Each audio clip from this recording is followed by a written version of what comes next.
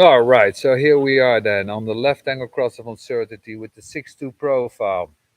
There's an interesting combination in this line. You got the six, and the keynote is humility. And then you got the line that says wealth and power at its most exalted.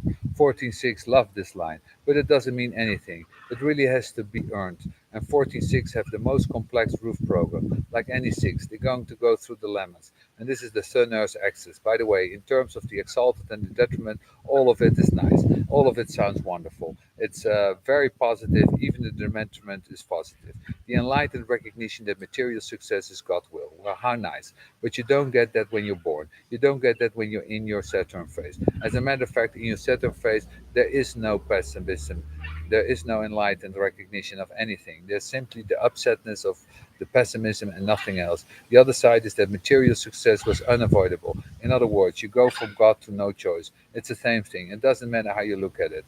God gave it to me. I got it because it just happened. And it ends up being the same thing. And either side of the coin, but you just don't get there. Nobody just get there. For years and years and years, in '94, when I designed the first self-standing aging, I made a point of making these intro lines into different color, telling people over the years what they are. But still, there's an assumption when you look at somebody's design that when you see a line, you see it all. You don't.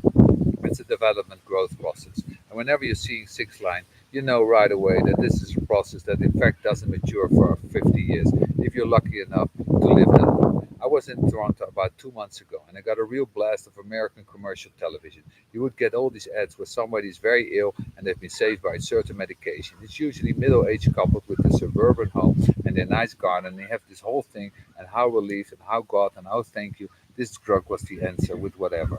And then you have at the end of the commercial, the drug is shown, and then there is this voice. It's invariably a male voice for the authority, and it's talking very quietly as compared to the commercial itself. And it says side effects of this drug may range from diarrhea, the explosion of the kidneys, and the inability of you able to see breath for weeks. And they have all these colon afterwards. It's amazing.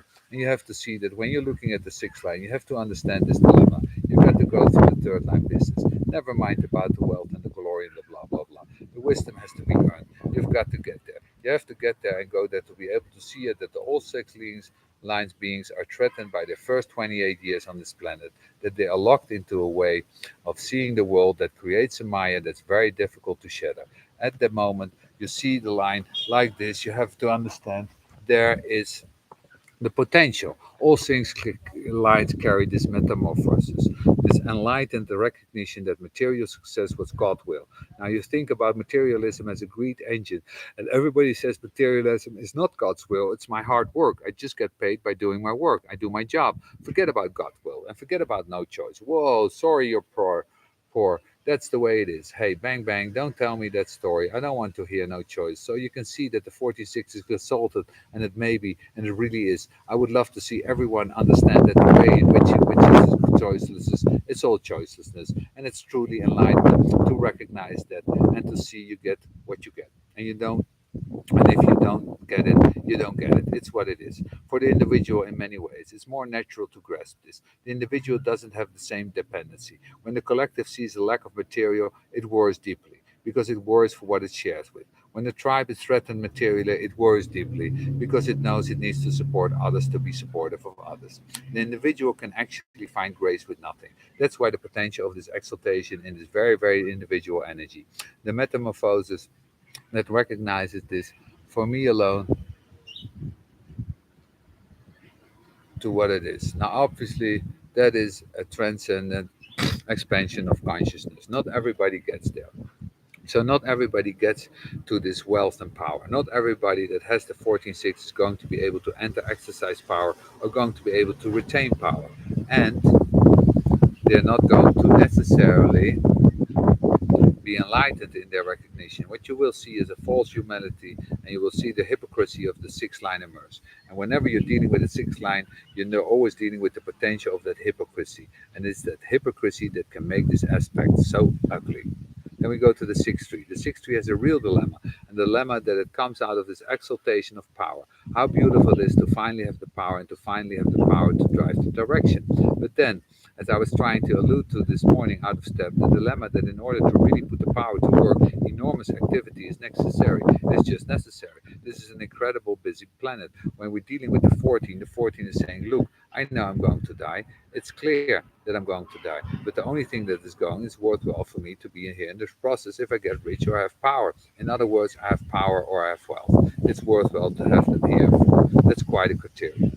You can see that there's going to be an awful lot of melancholy and depression that's rooted in that kind of course, that's what's contagious. It's everywhere. People are always saying, if you only had the money, I could do this, that, and the other. Like people are always to me in the early years, all you need is let me get you some money and everything will change. Yeah, yeah, yeah.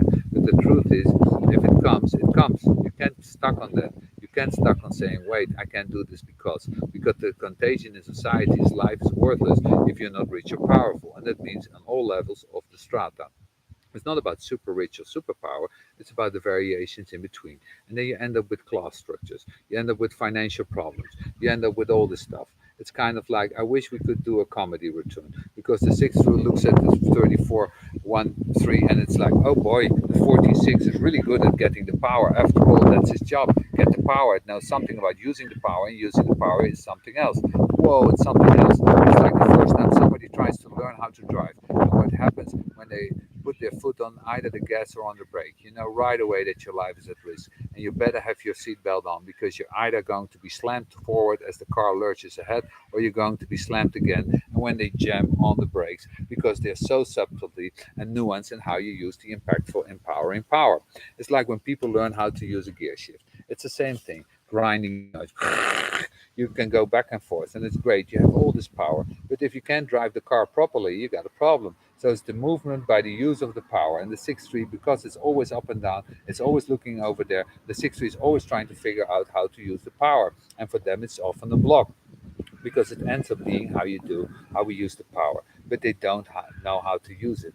They're just there with this resource. And worse than that, for them, the resource is for the G center.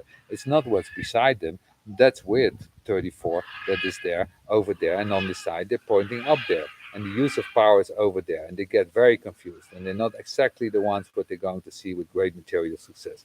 The 14 threes, the 14 fours are the ones that can really be deeply into the material process and find the right outlets for it. They can learn how to find the people who have the ability to take advantage of the power. Whenever you're looking at the channels between the sacral and the G, it's always important to remember that they're not comfortable connections. They're never comfortable. Just like the 15 and the 5, when they meet each other, this can be very uncomfortable for both. And the same thing with the 14 and the 2, because the 14 says, hey, I got all this power, and the 2 says, good for you, and drives. They're very different. And the driving isn't using the power, it's using the energy that's within the construct of the sacral, but it's not using the power. Only the 34 gate knows how to use the power. It's the only power gate. This is the real ability to use power, which is why it's not sexual. It's why it doesn't have time for anything else. It only has time for the display of power.